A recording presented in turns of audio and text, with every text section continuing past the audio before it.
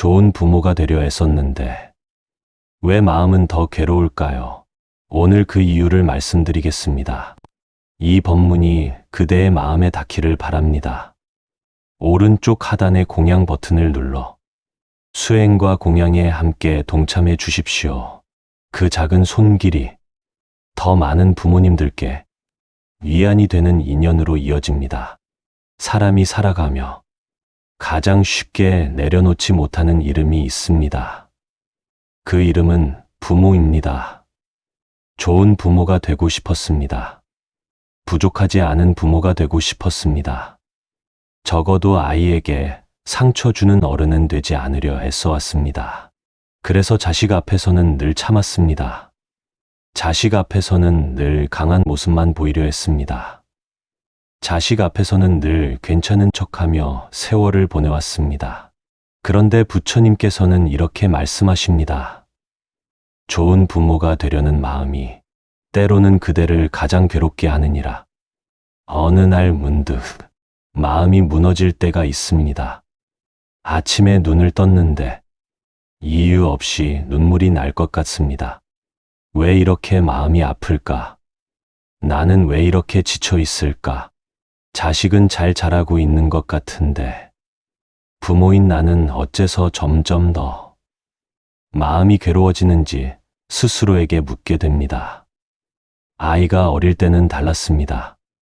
아이가 처음 걸음마를 뗄 때, 아이가 처음 엄마, 아빠를 부를 때, 그 순간들은 세상 무엇과도 바꿀 수 없는 기쁨이었습니다. 힘들어도 힘든 줄 몰랐습니다. 잠을 못 자도 괜찮았습니다. 내 몸이 아파도 아이만 건강하면 그것으로 충분했습니다. 그런데 시간이 흐르면서 무언가가 조금씩 달라졌습니다.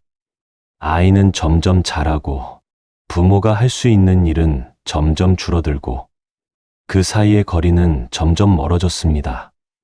부처님께서는 이렇게 말씀하십니다. 이 괴로움은 자식을 미워해서도 아니고 사랑이 부족해서도 아니다. 오히려 너무 사랑했기 때문에 너무 많은 것을 주려 했기 때문에 생겨난 마음이니라. 밤에 잠들기 전 자식의 얼굴을 떠올립니다. 오늘 저녁은 먹었을까? 요즘 무슨 고민이 있는 건 아닐까? 혹시 어디 아픈 건 아닐까? 연락이 오지 않으면 걱정이 되고 연락이 와도 또 걱정이 됩니다. 이것이 부모의 마음입니다. 많은 부모님들이 이런 마음을 입 밖으로 꺼내지 않습니다. 자식 키워봤으면 다 그런 거지. 그래도 애가 잘 되면 된 거지.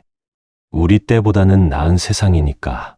이렇게 스스로를 다독이며 마음을 접어두고 살아갑니다. 주변에서 물어봅니다. 자녀분 잘 계시죠?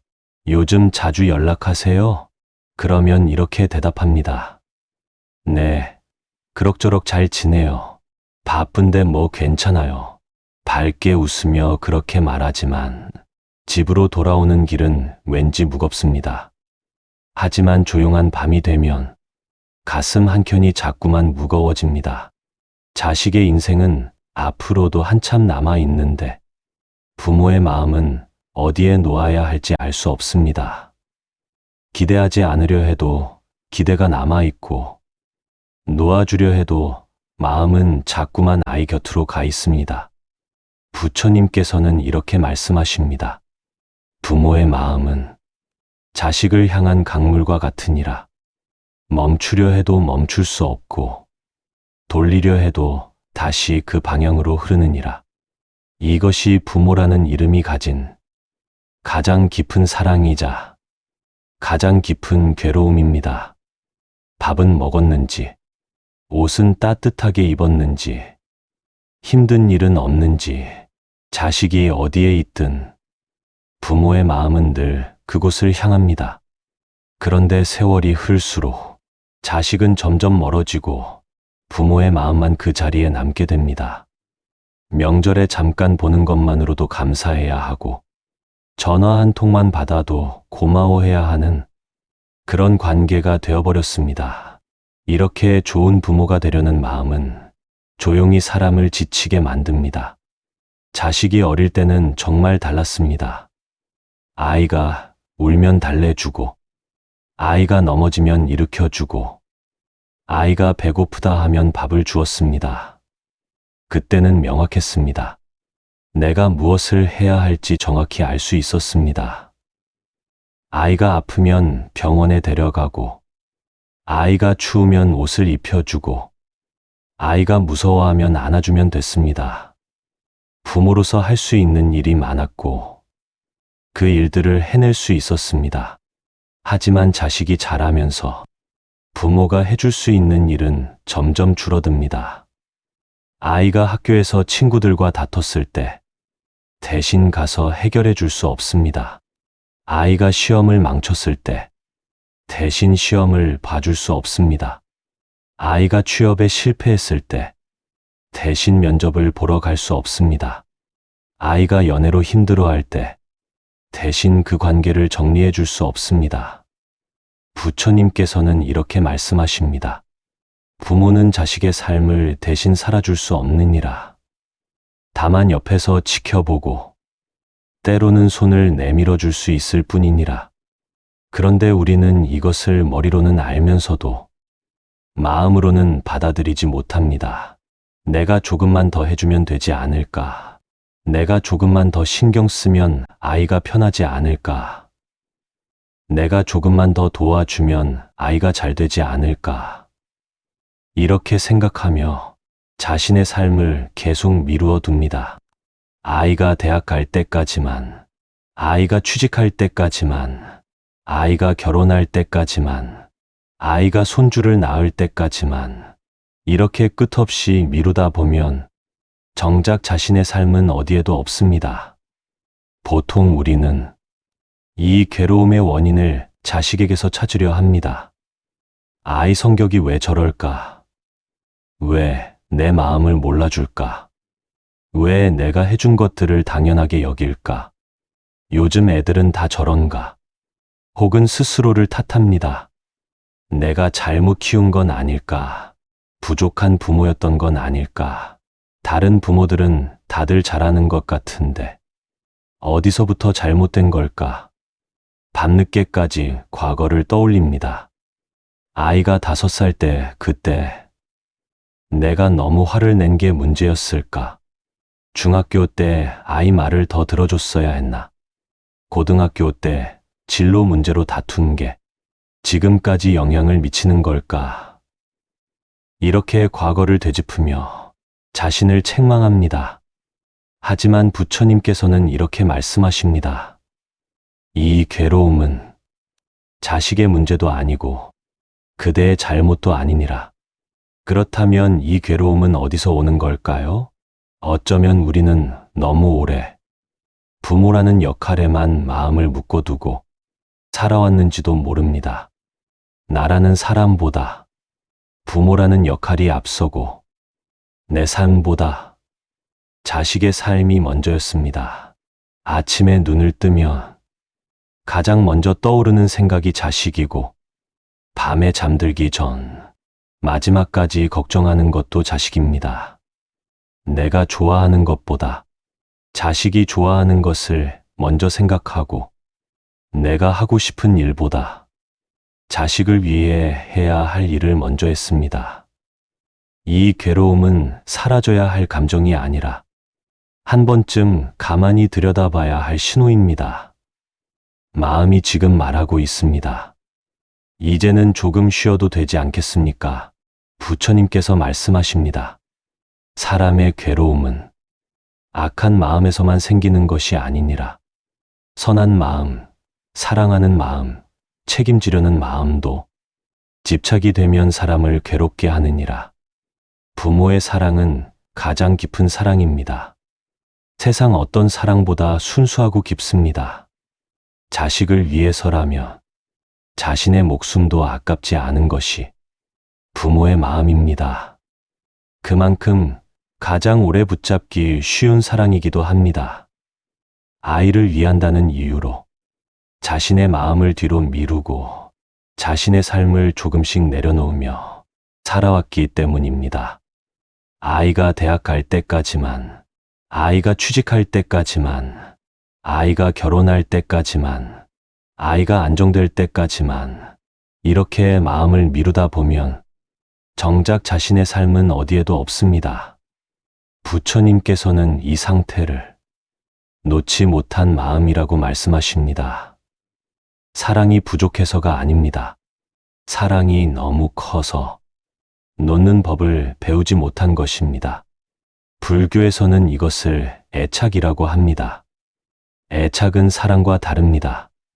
사랑은 상대를 있는 그대로 바라보는 것이고, 애착은 상대를 내 마음대로 두고 싶어 하는 것입니다. 사랑은 상대의 행복을 바라는 것이고, 애착은 상대가 내 곁에 있기를 바라는 것입니다. 사랑은 상대를 자유롭게 해주는 것이고, 애착은 상대를 붙잡고 싶어 하는 것입니다. 내 자식이니까, 내가 낳았으니까, 내가 키웠으니까, 이 생각이 강해질수록 자식은 독립된 인격이 아니라 내 삶의 일부가 되어버립니다. 부처님께서 말씀하십니다.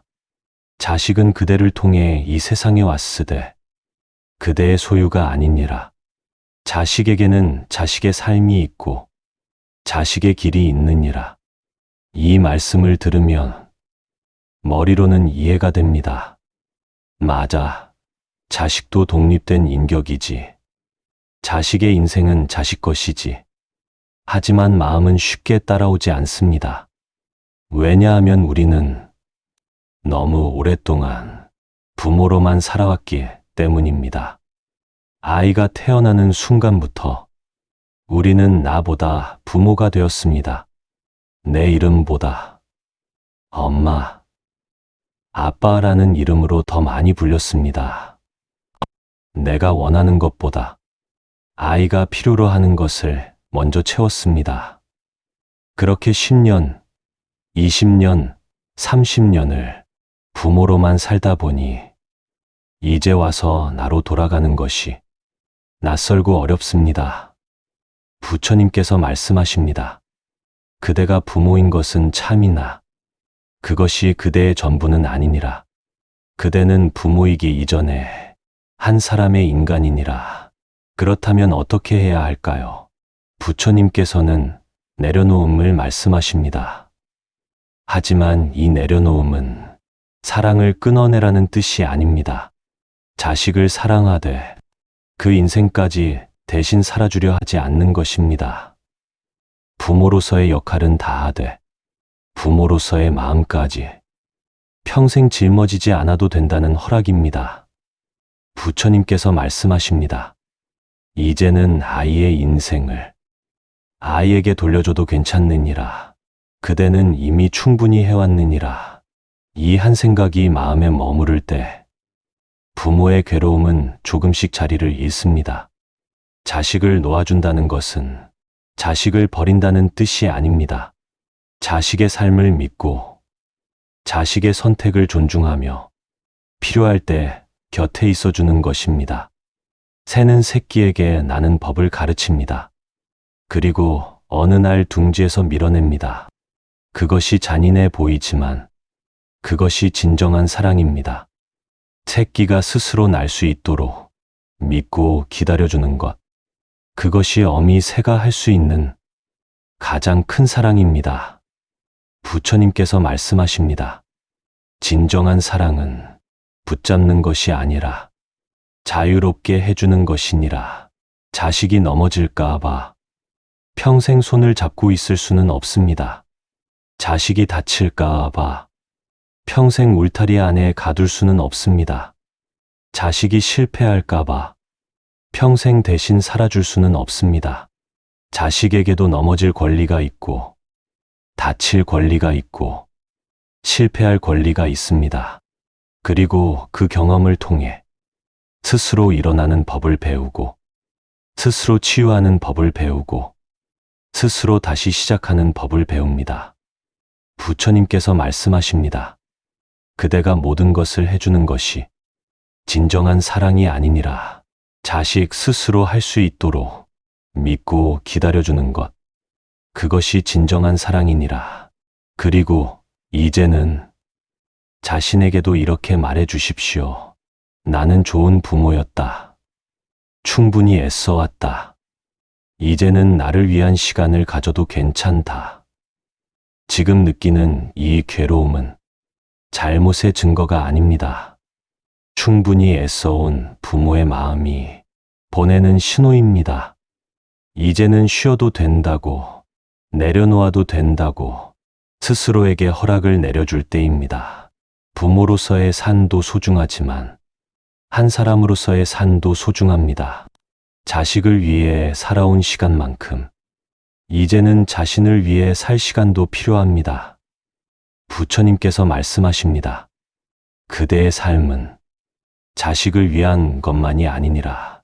그대 자신을 위한 것이기도 하니라.